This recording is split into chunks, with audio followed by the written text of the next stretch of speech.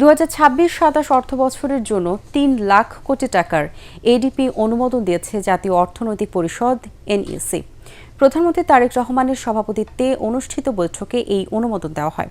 পরে অর্থ ও পরিকল্পনা মন্ত্রী আমির খসরু মাহমুদ চৌধুরী সাংবাদিকদের বলেন, এই এডিপি শুধু অবকাঠামো উন্নয়ন নয়, বরং রাষ্ট্রীয় সংস্কার, বৈষম্যহীন সমাজ গঠন, টেকসই অর্থনীতি এবং আঞ্চলিক ভারসাম্য প্রতিষ্ঠার সমন্বিত রূপরেখা। আর জানাচ্ছেন তৌহিদুর রহমান তুহি। রাজধানীর এনইসি সম্মেলন কক্ষে 2026-27 অর্থবছরের বার্ষিক উন্নয়ন কর্মসূচির খসড়া নিয়ে বৈঠকে বসে জাতীয় অর্থনৈতিক পরিষদ এনইসি। প্রধানমন্ত্রী তারেক রহমানের সভাপতিত্বে এতে অংশ নেন সরকারের মন্ত্রী, প্রতিমন্ত্রী ও সচিবরা।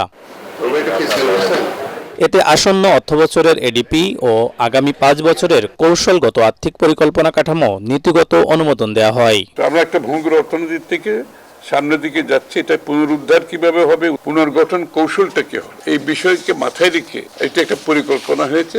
এটা 5-year strategic framework for reform and development. বৈঠকে 3 লাখ কোটি টাকার এডিপি অনুমোদন দেয় জাতীয় অর্থনৈতিক পরিষদ। প্রস্তাবিত এডিপির মোট আকার ধরা হয়েছে 3 লক্ষ কোটি টাকা।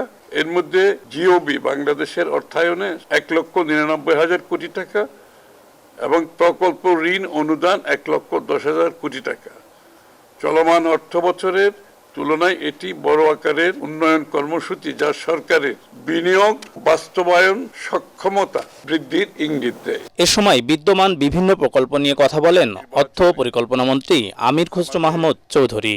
এই এডিপি শুধু অবকাঠামোগত উন্নয়ন নয়, রাষ্ট্রীয় সংস্কার, বৈষম্যহীন সমাজ গঠন, টেকসই অর্থনীতি এবং আঞ্চলিক ভারসাম্য প্রতিষ্ঠার একটি সমন্বিত রূপরেখা।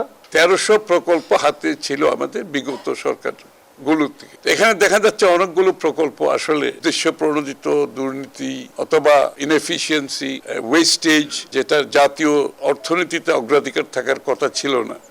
তো আমরা এখানে রিভিউ করছি সব প্রকল্পগুলো। এই রিভিউতে যেগুলো গ্রহণযোগ্য নয় সেগুলোকে বাদ দেওয়া। একটা পিডি নিয়োগ করতে হলে এখন একটা ক্রাইটেরিয়া থাকবে, এই ক্রাইটেরিয়া যারা ফুলফিল করবে তারা একমাত্র পিডি নিয়োগ প্রাপ্ত হবে। এডিপিতে 15টি সেক্টরের মধ্যে স্থানীয় সরকার বিভাগ, সড়ক পরিবহন ও মহাসড়ক বিভাগ, স্বাস্থ্যসেবা বিভাগ এবং মাধ্যমিক ও উচ্চশিক্ষা বিভাগে সর্বোচ্চ বরাদ্দ দেওয়া হয়েছে।